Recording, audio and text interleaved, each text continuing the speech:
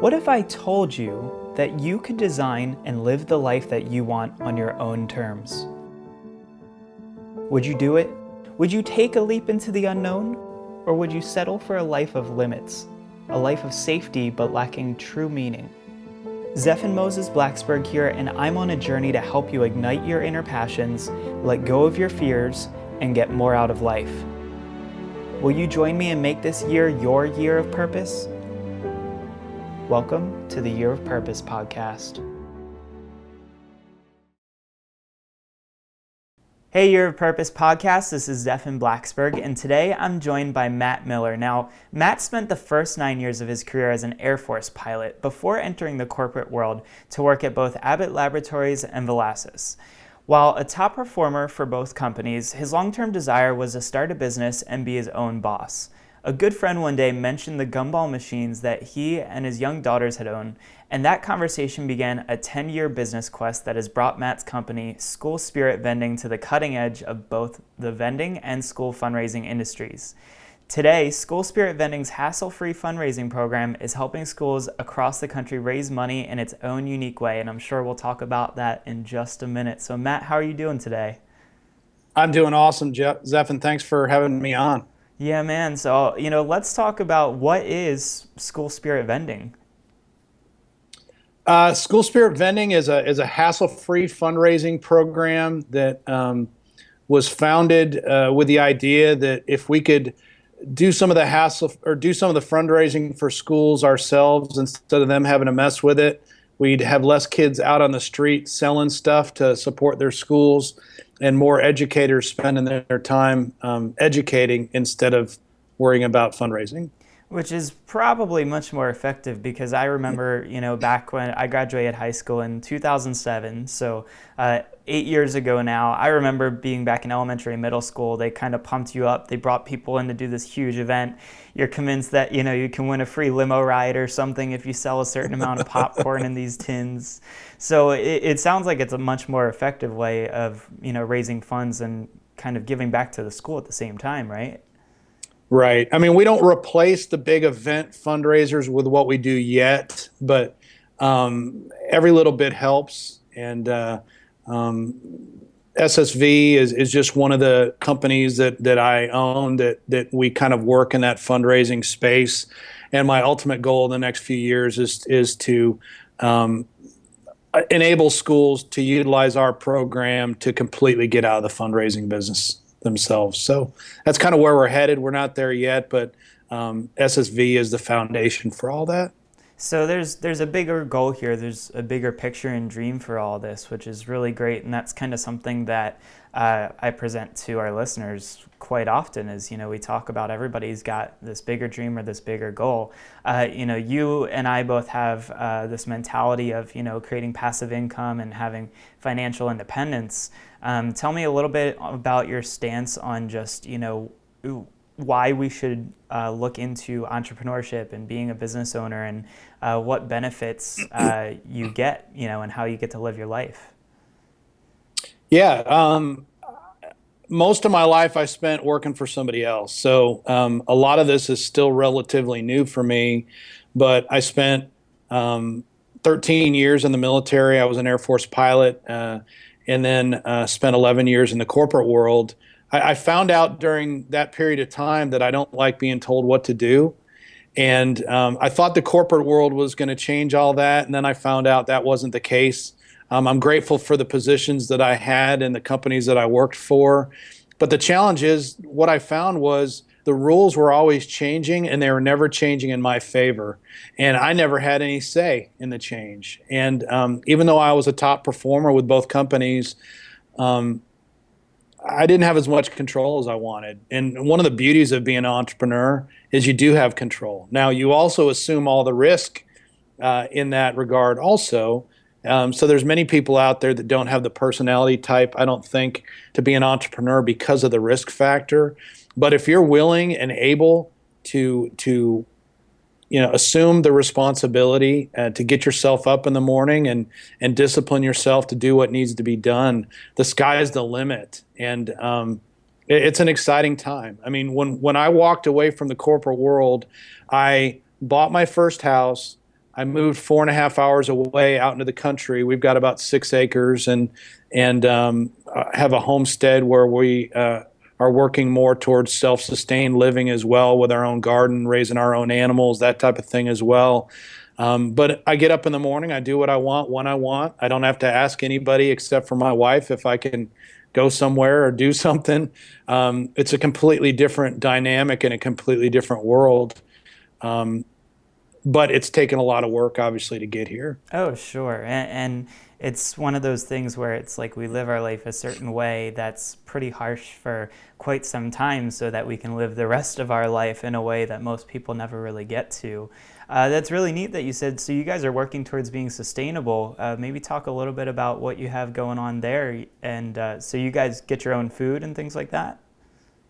Yeah, as much as we can. I don't know if you're familiar with a gentleman by the name of Joel Salatin. He's out of Virginia, and he's kind of the father of today's modern day sustainable living movement. And when we moved out here, I had the opportunity to spend 3 days out at his place in Virginia on an intensive program that he does each summer, and really learn from the best.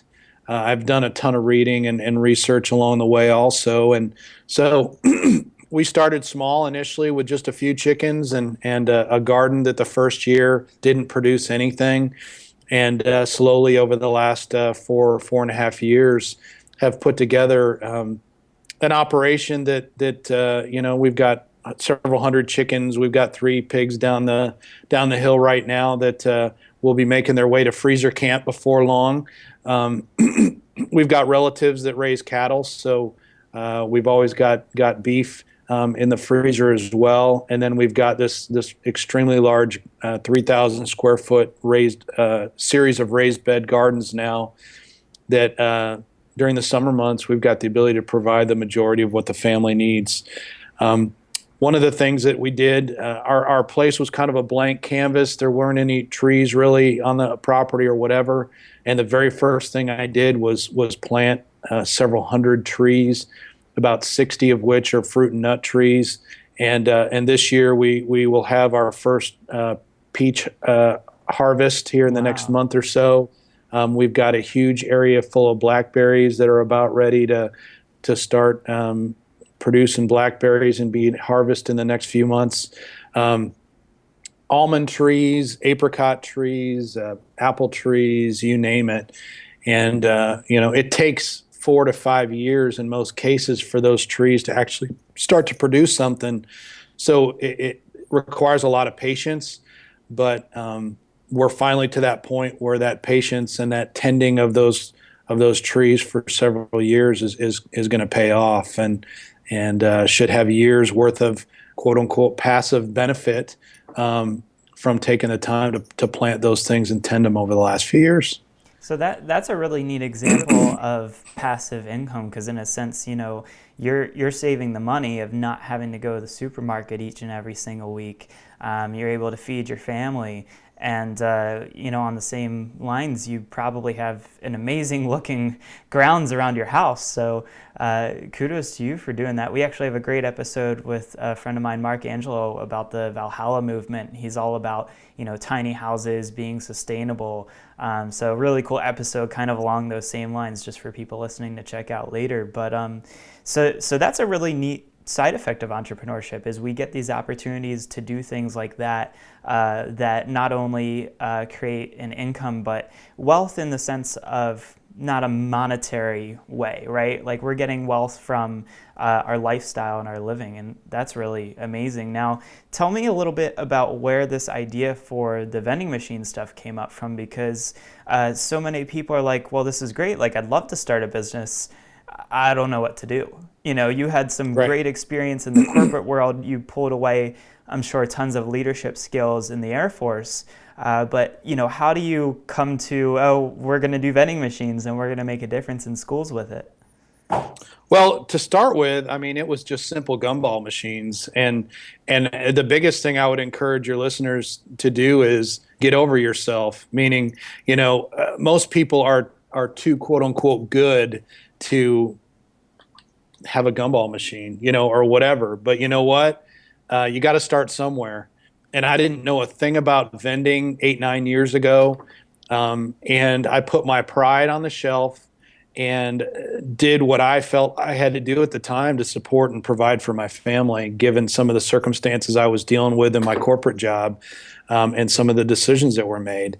And that was just a foundation. And, after about a year and a half of figuring out the whole vending thing, I had about 150 locations around the Houston area, purely door knocking and getting out there and figuring out how to sell and figuring out how to help restaurant owners and business owners in the area with their needs.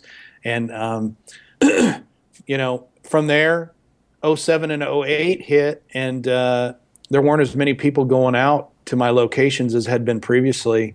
So I was a little frustrated. And it was right around that time that I had 4 young kids that I didn't know from my neighborhood that didn't have parents with them come knocking on my door selling stuff. And I was like, there's got to be a way to get these kids off the street and maybe tie what I'm doing in vending in with what they're doing with fundraising in the schools.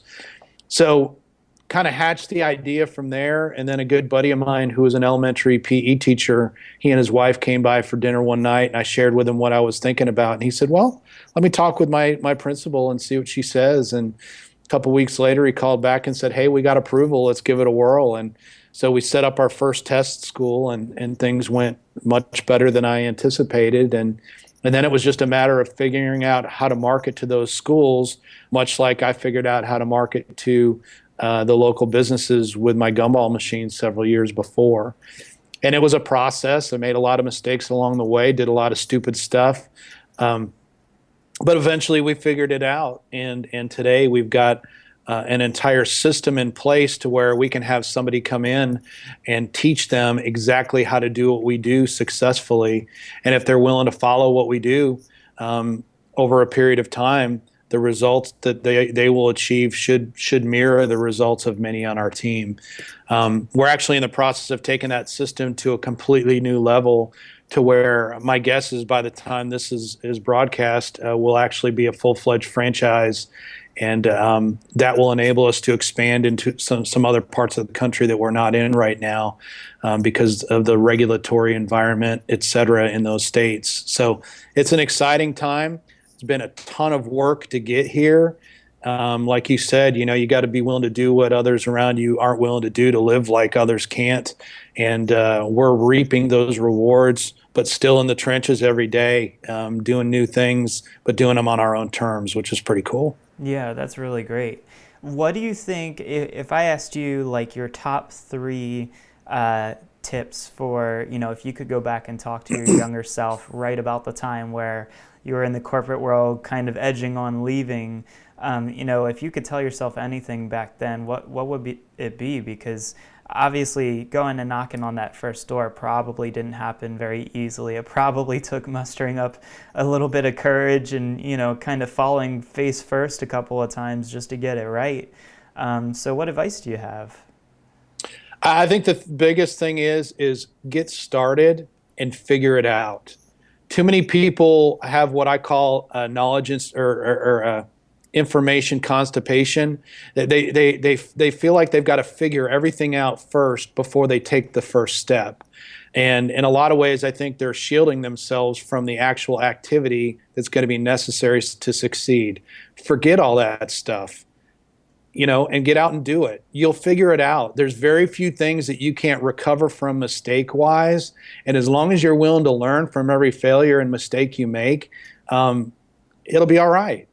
And you'll move forward. And the one thing that I've learned over my career that has allowed me to have success is that I've been willing to do that. My idea initially was geared towards the high school level, and sporting events and temporary tattoos and all that kind of stuff, and customizing that type of thing. Well, what we found out was kids in that age group don't have any desire to interact with a machine like ours. So great idea, but it didn't work. But the younger kids absolutely loved it. And we morphed and changed and kind of learned as we went. And, all you got to do is find one thing to succeed in. the challenge is most people are still thinking about that one thing, whereas guys like myself, and I take it yourself as well, Zephan, have gone out and we've failed 7 or 8 times and have found our one thing a lot quicker because we were willing to fail. Oh yeah, the one thing a lot of people don't realize who have been tuning into this and watching me for a while now, we've gotten about 25 episodes down since January. It's now May. And, I didn't always start in video. One of my first jobs was in the food industry. I've done everything from being a pastry chef in a gourmet bakery to running a tractor around a summer camp. So you're not going to fall upon your passion or the one thing that you're best at right away. At one point I actually had to take a break from doing video production work because I had lost my job at a marketing company that got bought out. And I worked at Apple for a year and a half. And, Right. So accepting and kind of rolling with the punches is really a big key to making it these days and being able to move and change around. This was something that I think, your generation and my generation both kind of experienced. Was there was this pressure to grow up. You go to college, you get a degree, you get a job, you hold it for 30 years, you retire. And so, when I talk to my parents and my grandparents, they actually have no idea what I do. I mean, they just don't understand it. So they just keep asking the questions of, are you paying your rent? Are you able to afford your food? Because they don't even know what this whole world is about. You in one of your questions that you sent over to me, you said something along the lines of something about unbusiness or uncompany philosophy of business.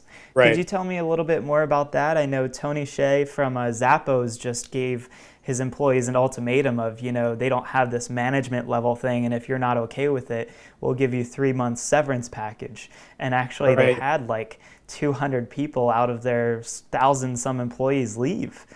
So what is this sort of unbusiness or uncompany idea? Well, the whole thought process is, after spending all my time in the military and in the corporate world, since I was starting my own thing, I was going to do it my own way. And I looked at all the things that I liked about the corporate world and about the military, and I kept them. And all the things I didn't like, I got rid of, if that makes sense. As an example, I love my family. Got 3 kids. My oldest is a freshman in college, and my youngest 2 are in high school still. And love spending time with them. Love them being part of what I do. And because I was able to start it, family is a huge foundation of what we do. In fact, we encourage our team to involve their family in all aspects of what they do. And what's neat is we now have the second generation that is getting involved with what we do as they turn 18 and 19 years old. They were a part of what mom and dad were doing simple things like assembling vending machines and helping run routes or whatever to begin with. And they learned along the way. They got the entrepreneurial bug just like their parents, and now they're out duplicating what mom and dad showed them how to do within our program. That's what excites me and gets me up every day. Another thing, I hated being a number. I hated always being challenged, what have you done for me lately type mentality in the sales world, quotas and all that type of stuff. I wanted to be left alone and just do my thing. And if I was performing, then allow me to do so. Well, I built my business to where I don't have to rely on anybody else for what I do. So it takes the pressure off. Matt's not worrying about paying his own bills by what Joe does or doesn't do. And in the process, it allows us to be a blessing for everybody that's involved. It allows folks to grow it at whatever pace they choose to grow it at, so that it stays a blessing for them. And so just to have no pressure to be a family organization, and to teach people how to passively derive income, all those things are very unique and very different in the business world from what I've found, and we're thriving because of it. And that's really where everybody wants to be, is they want to thrive. They want to be able to live life on their own terms. Let me ask you this. What was your favorite, I would say, mistake, but I'm going to rephrase it as journey or experience in this process. What was kind of, one of the big stumbling blocks where you're like, that kind of sucked, but, we're just going to get back up and keep going? The biggest stumbling block, no doubt about it, was financial. When I was working in the advertising world, my first full year with Advo at the time, I was number 2 sales rep in the entire country. I'd done some multi-level marketing stuff in the past, so I'd been used to presenting and selling and all that type of thing. So I just didn't have my military background to rely on. But what happened was my manager was frustrated with all the press and accolades that I got. So the second full year, when she got around to giving out quotas, she decided to increase my quota 96%. Now, the average in the office was between 5 and 10%. That decision that I had no impact on whatsoever cost my family $80,000 the next year and put us in a huge hole. And I realized real quickly after running some numbers that it was going to be next to impossible for me to work myself out of that hole anytime soon, relying solely on what I was doing in the ad space. So that's where I went out and started doing some other things. I was selling books online on half.com and eBay and Amazon and Alibris. We collected aluminum cans for a while. I mean, we kind of did whatever we had to do. I got to the point, Zephan, where literally I got turned down for a payday loan of a couple $100. Here, quote unquote, America's finest, former Air Force pilot can't even get a couple $100 from a payday loan place. And because they don't look at credit rating, they look at your bank statements. And I had 3 overdrafts the month prior. So when I brought that statement in, those 3 dings were enough for them to say, sorry, we can't loan you any money. So, I mean, talk about being absolutely at the lowest of lows. But I knew it was situational. I knew it was based on circumstance. I knew it wasn't me. And so I kept plugging away, kept doing the best I could at work. And like a duck on water that just looks like it's there, cool hand Luke, but it's paddling under the water like no tomorrow. That was me. I had a bunch of other things going on the side, and until something hit, and the vending is what hit. The vending is what stabilized our situation, and then having the aha moment to go into schools was what finally got us out of the corporate gig and allows us to do what we want to do today. I look at that as a valley moment. If you look at the mountains, I lived in Colorado Springs for 4 years going to school out there, and there's nothing that grows on the mountaintop. All the growth occurs in the valley. And that was a valley in my life where a lot of growth occurred.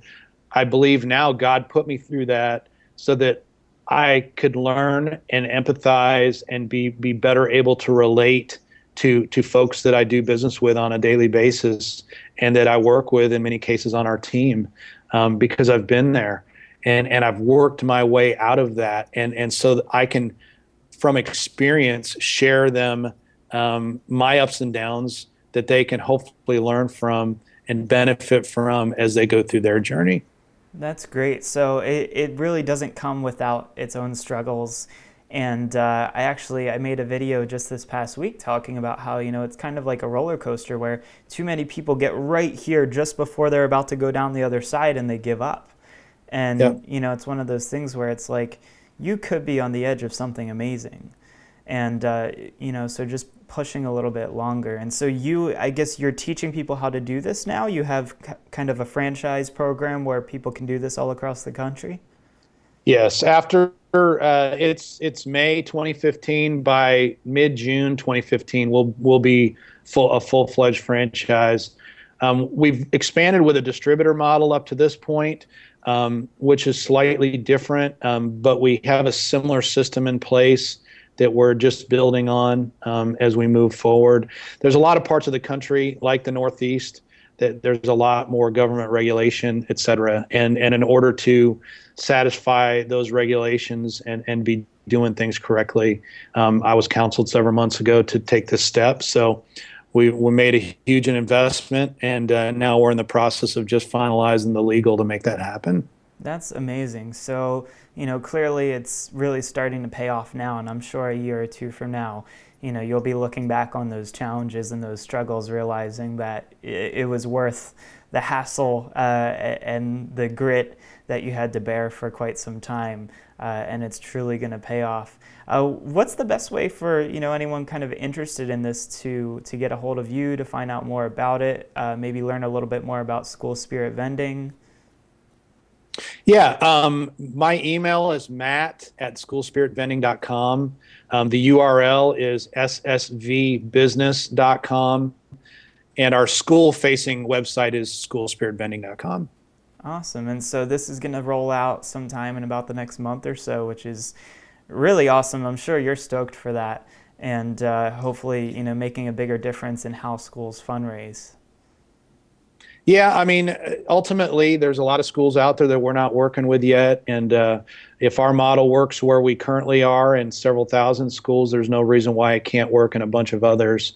And we're just have to put the infrastructure in place to support that and make it happen. And then find others that want to duplicate our proven system in their area and follow a proven system so they don't have to figure it out themselves. That sounds like a great plan. Well, for anybody listening who's interested, definitely check out those website links. We'll be sure to post them in our transcript on the Year of Purpose website. Any last thoughts? Any books or mentors that you recommend people checking out that might help them? As far as if they're going into business for themselves or just looking for motivation. Yeah, a couple books to start with. First off, Rich Dad, Poor Dad by Robert Kiyosaki. If folks haven't read that, they need to pick it up immediately. It will completely change their thought processes as to how they make money. The second business-related book is something called E-Myth Revisited by Michael Gerber. That's a classic that's been around for a number of years, but it really gets to the heart of small business and building a business that will last. Otherwise, I encourage folks to get a mentor or a coach. I don't know if you're familiar with Dave Ramsey. Dave is a well-known financial guru.